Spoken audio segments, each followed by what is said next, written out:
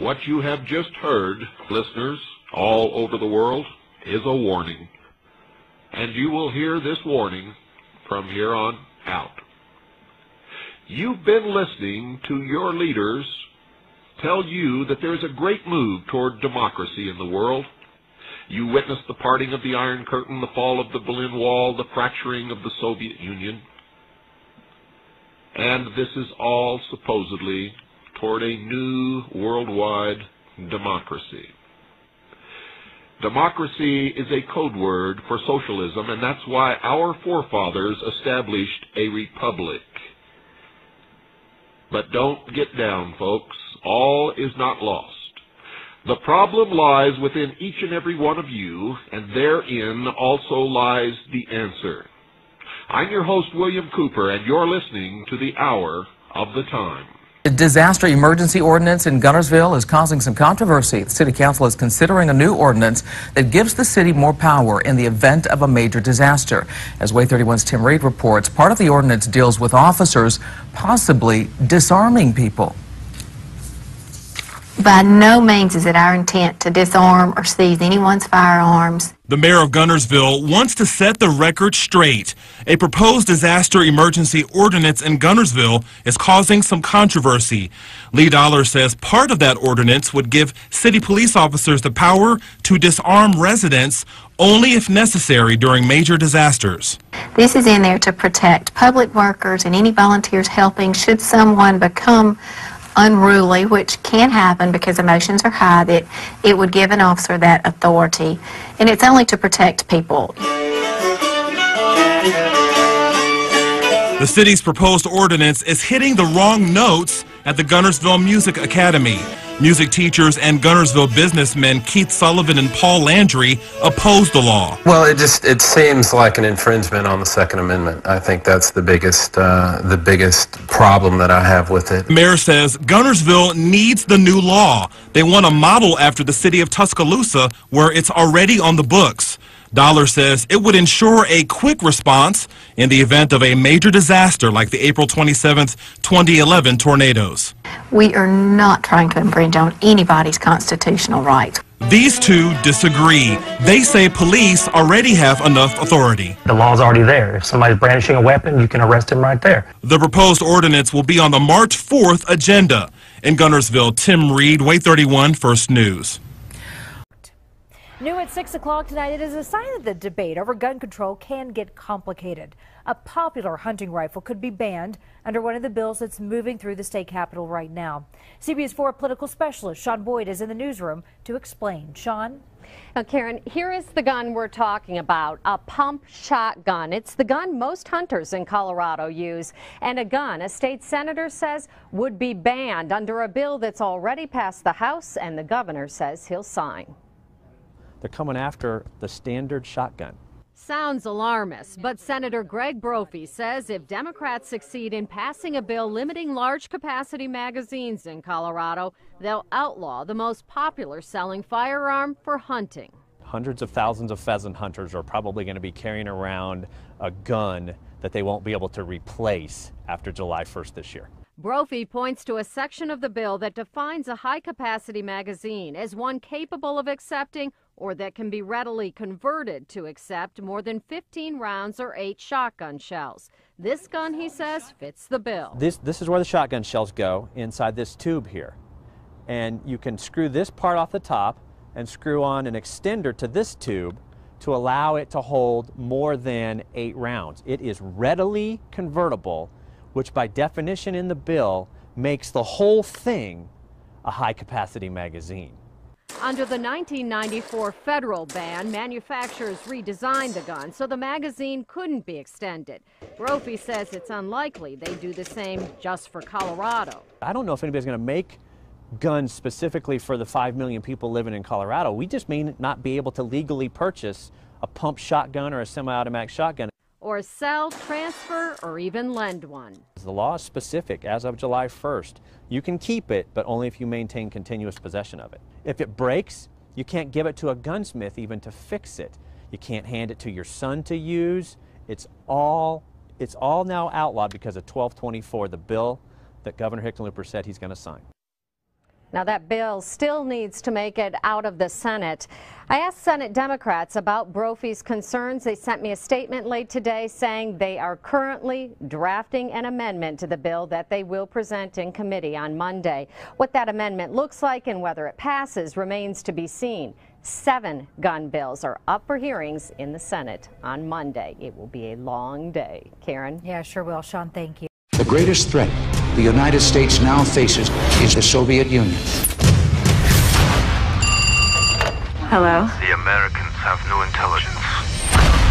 Undercover agents hiding all over the U.S. No one has any idea who they are. Well, they look like us. They speak better English than we do. Maybe there's another way. I would lose everything before I would betray my country. You're my wife. Is that right? The Americans.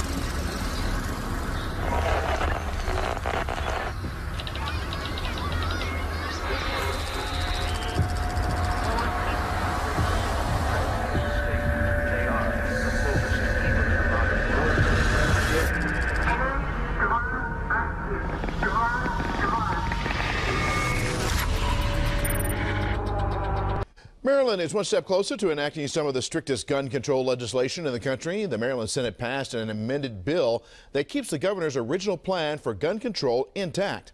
Political reporter Pat Warren explains the fight is not yet over.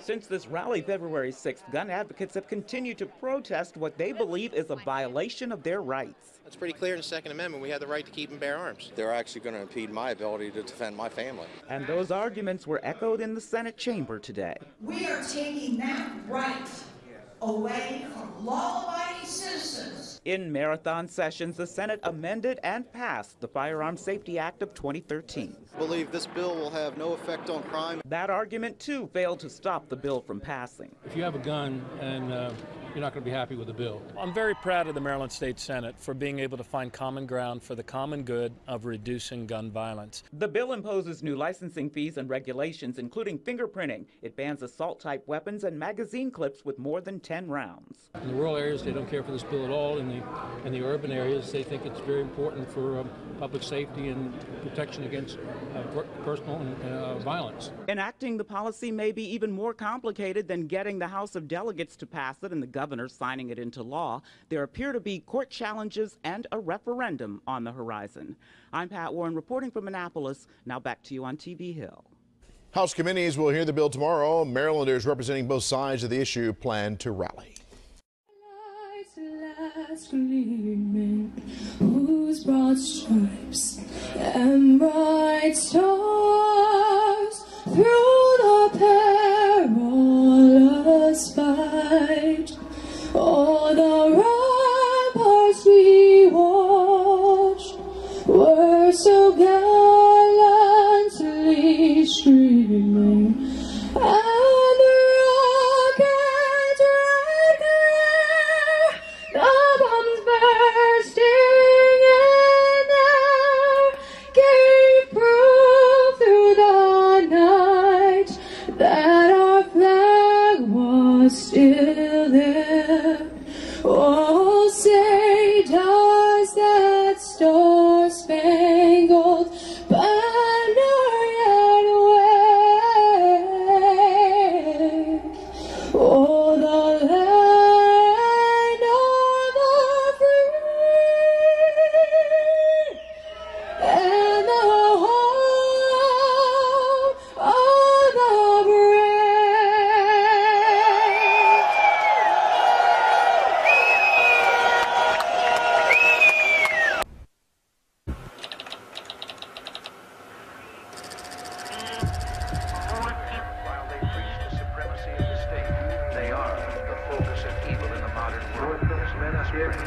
I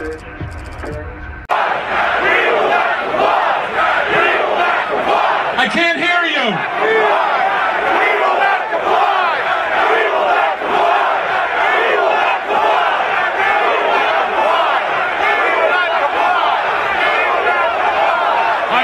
The state capitol today against New York's tough new gun control law known as the SAFE Act. Channel 2's Ron Plants was there today, and he tells us what those gun owners are demanding lawmakers do.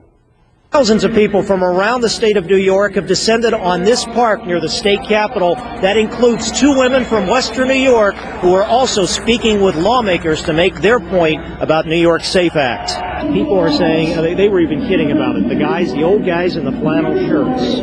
You're here to say that's not the case. Why? No, because we're here to fight for our Second Amendment. And it's very, very unfair of what they did, how they voted this in the middle of the night. I have 3 10-year-old grandchildren. One has already tracked her first deer, and the 10-year-old boy knows that his Second Amendment rights are being threatened. While they listened to speakers at the rally, Rose and Debbie also spent part of this day lobbying our local lawmakers. And they were not alone with this long line for security to get into the legislative office building. Some lawmakers have been listening. Just walking around here in the park, I've met at least over 100 people from my district. That's Niagara and Orleans County and a little bit of Western Monroe. So I think it's very effective. So I have a message for the governor. 32 counties have stood up. Can you hear us now, Governor? I've been able to get to talk to Senator Cassani, who was against the bill. He gave us his reasons. I asked him point blank, what risk was he taking if he thought that it was going to pass and he was going to vote negatively? Why did he have to vote positively? I didn't get a good answer. People attending this rally are hearing that Governor Cuomo has been talking about tweaking the SAFE Act with perhaps some amendments, but the majority of the people here seem to feel that the repeal is the only thing that will satisfy them and their concerns about their Second Amendment rights. Reporting from Albany and the State Capitol Complex, I'm Ron Plants, Channel 2 News. Hey, Ron, thank you. You can see more of what happened at today's gun rally in Albany. We have it posted for you right now. It's inside the story on it at WGRZ.com.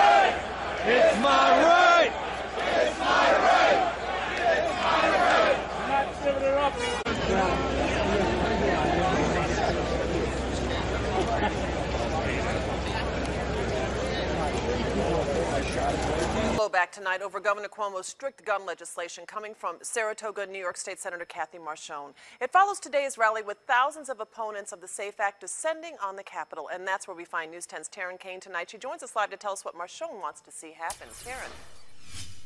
Alisa, literally thousands of people rallied here at the Capitol today on the lawn behind me, all of them against Governor Cuomo's SAFE Act, saying it was a rushed and poorly written law.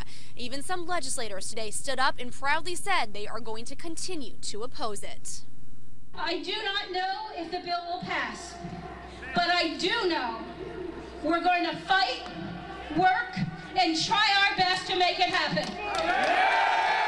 Cheers and applause for Republican Senator Kathy Marchone as she proposes a bill to repeal the SAFE Act. Like Senator Marchone, I'm in the Assembly.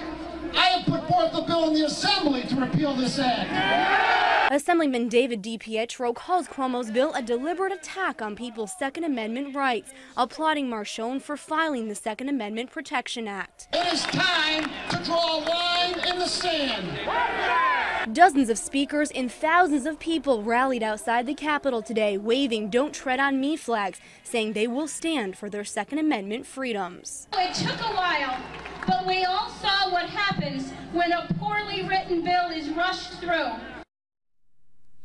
Now, Senator Marchone tells me she admits she doesn't know if the bill will reach the Senate or Assembly floors, but she's going to continue to advocate it for as long as she possibly can. And as far as Governor Cuomo, he says he's not backing down from the SAFE Act, calling it a way to protect New Yorkers from gun violence. Reporting live from the Capitol, Taryn Kane, News 10. The legislation that he's passed is going to prevent another Newtown. It's not going to prevent gun crime. More than 5,000 people rallied at the state capitol today, telling the governor he went too far with the New York SAFE Act. Good evening. I'm News 10's John Gray. And I'm News 10's Lydia Colbita. Those thousands of people were united in their message, repeal the SAFE Act. It's the law quickly passed by the legislature, giving New York the toughest gun control laws in the country. However, some say this thing was passed way too quickly, and today they wanted the governor to hear them loud and clear. It's News 10's top story, and News 10's Amy Cutler live now at the Capitol, where she actually spoke with the president of the NRA, who was in town for this. Amy. That's right, John. The president of the NRA, David Keene, was one of the more vocal opponents at this rally. He called the New York SAFE Act wrong and was one of thousands calling for it to be repealed. The conditions certainly weren't the best for a rally. It was gloomy and muddy, but that didn't stop the more than 5,000 protesters, many who traveled for hours for the chance to voice their opposition to the state's new, tougher gun control legislation known as the New York SAFE Act. The Constitution could have been amended the proper way, and if the people decided to amend it, they would have. This isn't about hunting. Why did you feel it was important to bring your 9 kids here to this rally? So they could be a part of history and to see that they need to stand up for what they believe in. The New York State Rifle and Pistol Association organized the event as part of its 5th annual Lobby Day, and were joined by dozens of other groups and advocates, including 1 million women in support of the Second Amendment who lined the stairs of the Capitol. We have to protect ourselves. We have to take care of ourselves, and this is not just a man's issue. Those sentiments were echoed by those who addressed the crowd, among them several legislators who voted against the New York SAFE Act, as well as NRA President David Keene, who headlined the event. All of them speaking out against Governor Cuomo, who championed the bill, and the legislature who passed it last month. New York has become the poster child for how not to adopt legislation. The governor has defended the SAFE Act, pointing out polls that show a majority of New Yorkers support it. Keene disagrees and vowed to help it get repealed, starting with the very legislators who voted for it. In both state legislatures and in the national legislature, if we have politicians that we sense can be taken out as a result of their voting against Second Amendment rights, we're going to help the states and their opponents do just that. Now, the governor was in Brooklyn today, but he was asked about the rally by reporters, and he called the New York SAFE Act, quote, a reasonable approach. He reiterated that he himself is a gun owner and that the change in the law was long overdue. Back at the protest today, protesters vowed to continue their fight until the New York SAFE Act is repealed. We're live at the Capitol. Amy Cutler, News 10.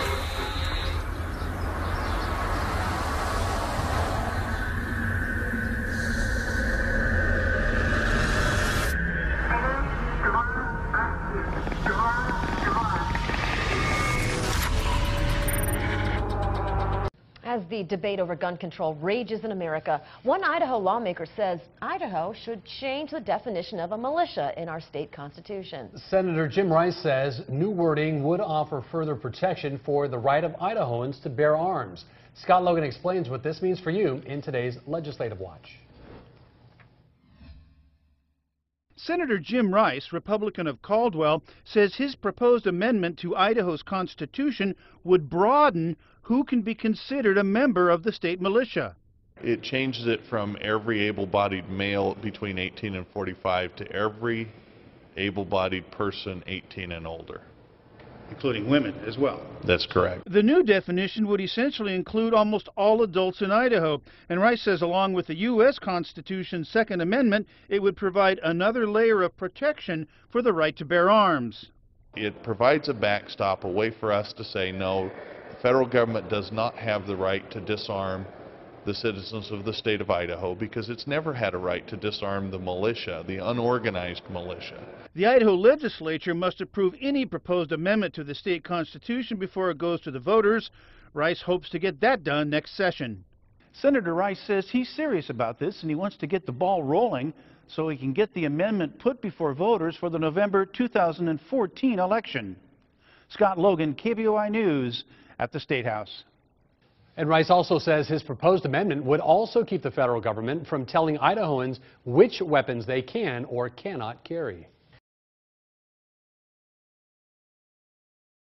Control is getting a lot of attention here in Southwest Florida. One group behind a resolution supporting the right to keep and bear arms is asking local governments to weigh in.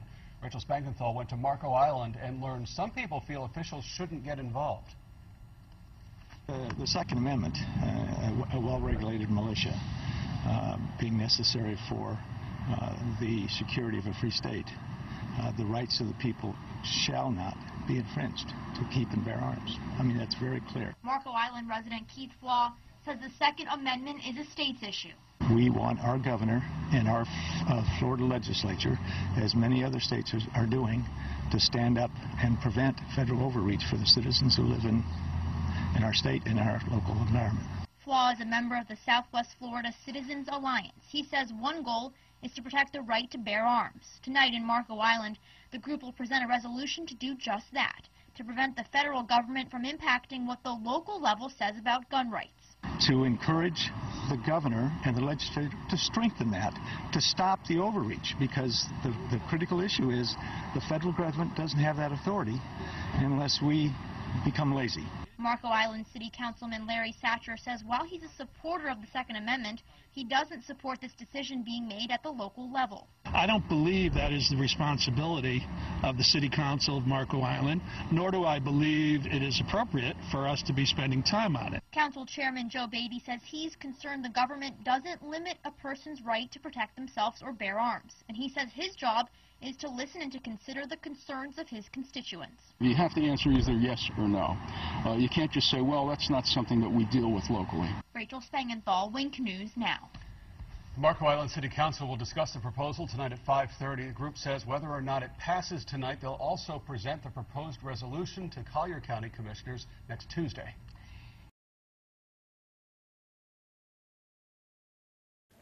Gun rights supporters want the public to become more aware of the United Nations Arms Trades Treaty. Now, they gathered today at Duke's Sports Shop in Newcastle to learn about the issue, which some believe could alter the country's Second Amendment. Congressman Mike Kelly says that ATT has a set of global rules to help government regulate arms transfers. Now, he believes it could harm the gun policy in the United States, and some gun shop owners agree. Because I think a lot of people don't really know that that's actually going on right now.